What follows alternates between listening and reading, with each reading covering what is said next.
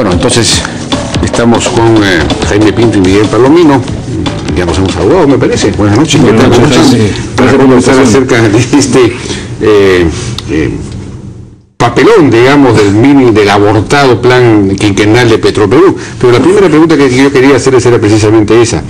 Este es un plan que establece una serie de metas al 2017 muy ambiciosas: 7 contratos de explotación, 2 contratos de exploración, en fin, toda la petroquímica, la modernización de la refinería de Talara, participación en el mercado de gas licuado de petróleo, en fin, unas inversiones que podrían llegar, no sé si han escuchado la cifra de 11.000 millones de dólares. Este plan fue derogado a los 3 días. ¿Tenía sentido económico, digamos? No, en realidad, porque el problema central con el plan, y todo lo demás en realidad es secundario comparado con este problema, es que lo que se busca es una ampliación enorme de las actividades de Petroperú, cuando no hay ninguna necesidad de que el Estado se embarque en este tipo de actividades.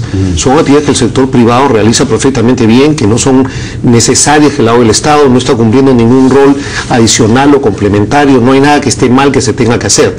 Y por añadidura, para poder hacer esto requiere una inversión enorme de recursos. Estamos hablando de cifras pues del orden de 20-30% del presupuesto nacional fácilmente. Para dar una idea, solo la refinería de Talara, que es la parte menos mala de todo este tema, digamos, si uno tuviera que poner en orden, es una inversión que es más o menos el triple de lo que el gobierno va a gastar este año en sus 5 programas sociales de bandera. Cunamás, Cualiguarma, Pensión, Beca, Juntos, todos estos programas estrella juntos, los 5 más grandes, son la tercera parte de lo que tendría que gastarse solo en la refinería.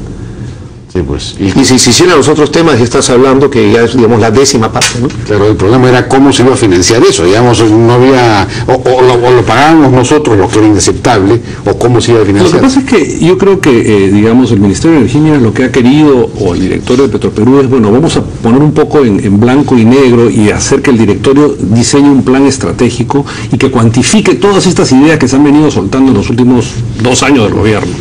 Entonces, como tú bien dices, han metido ahí el lote 64, que es un lote que tomó de Talismán hace 6 meses Petroperú, que requiere unas inversiones enormes. Dice que tiene un valor de 5.000 millones de dólares y que con eso se financiaría parte de esto. Lo que pasa es que he escuchado eso, leído. Es verdad, pero ese petróleo ligero que descubrió Talismán, que efectivamente son entre 42 millones y 50 millones de barriles, están enterradas a 6.000 metros de profundidad.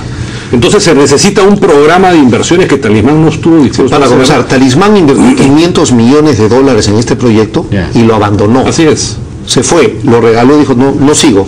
¿Qué es usted?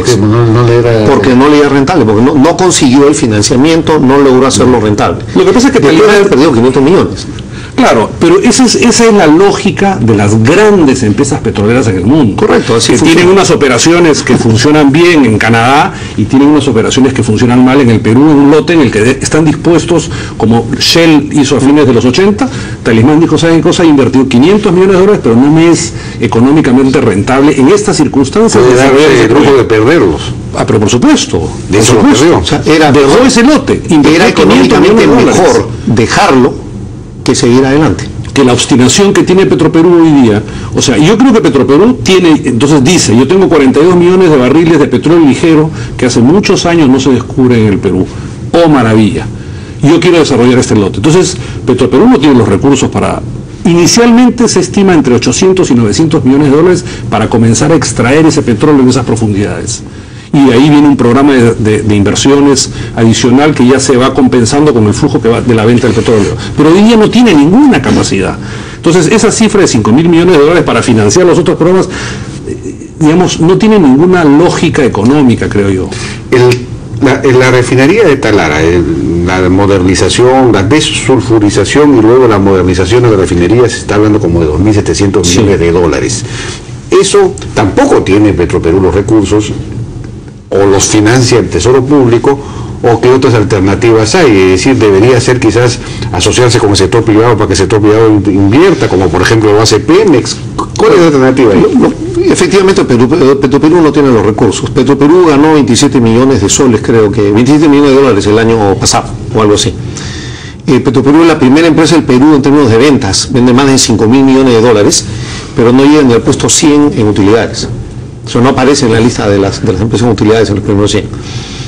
Entonces, no genera muchos recursos. Tendría que conseguir recursos del Estado o de alguien más, pero justamente el punto es, si lo va a hacer alguien más, ¿para qué sigue con Petroperú? O sea, ¿por qué el ansia de ampliar? Lo que deberías haber hecho, y en realidad el origen de todo este problema, es que Petroperú no se privatizó cuando se debió haber hecho. No se terminó la privatización. Se vendieron partes, se vendieron los grifos, se vendió la Pampilla, algunas partes, pero no se vendió Talara, y ahora se le está tratando de entregar toda una serie de otras actividades. Bueno, pero lo que dicen, digamos, los que defienden a Petroperú es, bueno, si el Estado no va a tomar la decisión de privatizar, parece que es difícil que esa decisión políticamente se tome, es decir, de terminar con Petroperú. Entonces, ya que tenemos Petroperú, entonces de una vez convierte a esa empresa en una empresa más importante, más rentable de lo que es, si eso es posible, si la metes en bolsa, le metes algo de capital privado, pese a que acá solamente se planteaba ir hasta un 8% en el 2000. No, que hay dos cosas bien distintas, ¿no? Si tú realmente lograras poner a Petroperú en bolsa y que se financiara con capitales privados, de inversionistas privados que corren su riesgo para ver si ganan plata o no, y el Estado peruano no está garantizando nada de eso, pues entonces el problema de los inversionistas privados que financiaron a Petroperú y a nadie nos debía importar. Pero no va a conseguir los miles de millones de dólares que necesita para hacer estos proyectos. De inversionista privado es una empresa que arroja utilidad de 27 millones al año hoy día, que no tiene ningún expertise, ningún reconocimiento en haber hecho estas operaciones anteriormente. O sea, no hay forma en que hoy día pudieran realmente levantar esos recursos del mercado. Si pudieran hacerlo, pues adelante, o sea, no es nuestra plata, pero no va a ser nuestra plata. La gente, digamos, yo creo que hay un poco la percepción errónea del lado del gobierno de que Petroperú es una maravilla sumamente apetecible para asociarse con Petroperú. Y que la gente, el mercado, si sale a la bolsa van a pagar súper buenos precios. Eso no es real. O sea, Petroperú es una empresa que se ha quedado ahí un poco sin un rol muy definido, muy claro, hace muchos años. O sea, decir yo voy a salir a la bolsa no es suficiente para salir a la bolsa y ser exitoso. Decir yo me quiero asociar con empresas petroleras en el norte del país cuando vayan terminando esos contratos, ¿qué cosa les va a aportar Petroperú a esas empresas petroleras? Nada. O sea, bueno, tenemos el problema de que es una empresa estatal y las empresas estatales tienen dos problemas serios con el tema de gobierno corporativo. Está muy bien tratar de mejorarlo y todo lo que pueden hacer en ese sentido es muy bueno, o sea, comenzando de donde estamos, ¿no? Pero las empresas estatales tienen el problema que el gobierno interfiere al final en sus actividades. Una empresa tiene que ser libre de accionar con mucha libertad. Pero si tú le das demasiada libertad y esta empresa está consumiendo enormes recursos del Estado, ahí puede pasar cualquier cosa. Si no le das la libertad, entonces no es una empresa. Y se habla mucho de los casos de las empresas exitosas. Petrobras, por ejemplo, siempre se refiere a Petrobras como un gran éxito. Y a Petrobras le fue bastante bien, levantó mucho dinero en bolsa y todo lo demás, y grandes inversiones. Más del 50% de su capital era privado. Claro, pero era controlado por el Estado, y legalmente el Estado brasileño controlaba Petrobras, punto, ¿no? Pero lo que pasó es que después de un periodo en que le dieron bastante libertad y le dejaron funcionar y se ganó una buena reputación, el gobierno comenzó a interferir, y desde que Dilma Rousseff entraba al gobierno en Brasil, lo que la gente no sabe es que Petrobras ha perdido casi 100.000 millones de dólares de valor en la bolsa. Ha caído su valor a como 55, menos de la mitad de lo que tenía cuando entra Dilma Rousseff. No ha controlado precios. Porque comenzó a interferir y a hacerle perder plata. En ese mismo periodo, las empresas petroleras más grandes como Shell, ExxonMobil, hasta British Petroleum, que tuvo el desastre terrible en el Golfo, que perdió 90.000 millones de dólares, han aumentado en valor. ExxonMobil ha ganado 100.000 millones de dólares en valor de mercado en el mismo periodo en que Petroperú. Pero lo que se dice es que, bueno, Petroperú efectivamente tiene este problema porque fue siempre maniatada por el Estado, nunca pudo crecer, y si realmente quiere ser una empresa de verdad, pues tiene que entrar a lo que llaman al upstream, tiene que entrar a las operaciones de riesgo. Tiene que entrar a la explotación, que es donde está la ganancia, la famosa renta petrolera. La renta petrolera, la utilidad, mucho más que en la refinación. Claro, pero ahí está todo el riesgo y todo el capital. Es puro riesgo, es puro riesgo. Por eso el Talismán podía perder 500 millones y bueno, lo dejo y me voy. Lo mismo que fue con Shell. Shell descubrió un gas, tuvo muchos problemas, invirtió muchísimas cantidades de dinero. 500 millones también fueron. En los 80s, y en un momento dijo, no, o sea, es un país muy complicado, me voy. Y no puede entrar, bueno, lo que ellos estaban planteando era entrar con un 20% con... Eso sí es otra historia. Eso funcionó durante 30 años en Colombia y con éxitos mixtos, yo diría más negativos que positivos. El presidente Uribe entró en el 2002 y dijo, este esquema no funciona. Respetamos los contratos que se han dado con anterioridad, pero a partir de ahora los operadores petroleros entran en libertad. Y si quieren ellos asociarse con la empresa Ecopetrol, en buena hora. Bueno, hoy día, desde que se eliminó ese requisito, ese mandato legal, hoy día produce 1 millón de barriles de petróleo al día Colombia. Es una revolución, es un imán para traer empresas petroleras internacionales. Obligar a alguien a asociarse no es uno. Si tú tienes que obligar a alguien, no es porque lo hubiera querido hacer. Si no lo hubiera querido hacer es porque no es una buena idea. Si lo estás obligando, te está costando. De alguna manera te van a cobrar el que lo obligues. Por supuesto. En el Perú la cosa es bien sencilla. Le tienes que dar 20% gratis a Petroperú, eso quiere decir que vas a pagar 20% menos de regalías. Así de sencillo. Sí, que todas las regalías que le hubieran tocado al Estado peruano van a dar para financiar a Petroperú. Pero ¿qué cosa le va a aportar Petroperú? Nada. Pero le va a aportar lentitud en los procesos, dificultades en el proceso de toma de decisiones, que los inversionistas que van a financiar estas operaciones digan, bueno, pero ¿quién es tu socio? Petroperú, pues es una empresa estatal, de repente te voy a cobrar un poco más por ese proceso, por ese financiamiento. Entonces, si no, todo eso va a costar. Todo eso va a costar. Si no pueden levantar suficiente dinero en la bolsa para estas operaciones, tampoco tendría sentido, sería complicado que entren con el 20% famoso y no pueden levantar dinero. Lo único que quedaría es que el Estado ponga plata.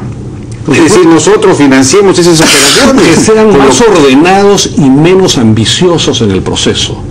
Que modernicen Petroperú, que consiga una autorización, que renueven el proceso de un recambio generacional, que empiecen a pagar remuneraciones más competitivas, que hagan un proceso lento de modernización y ya veremos dentro de 2 o 3 años qué cosa puede hacer. Una vez entren a la bolsa y en la bolsa van subiendo poco a poco hasta que ya...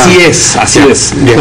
Porque recuerda, si hacemos esta cosa obligatoria del 20%, igual no es lo mismo que si el Estado estuviera poniendo la plata, está escondido, pero es lo mismo. Sí, pues. Yo creo que hay cosas buenas que está haciendo. La vez pasada tú mencionabas el FICE, el famoso FICE. Pocos días antes del 28 de julio el gobierno ha adjudicado ciertas obras vinculadas a la masificación del gas. Hay un proyecto que a mí me parece sumamente interesante, que por alguna razón no se está haciendo, que es el de traer un poliducto de Pisco a Lima. Ese es otro tema. Desgraciadamente ya no tenemos más tiempo, pero ese es esta discusión es lo que ha salido muy bueno es que se hayan retractado. Es también una cosa aplaudible.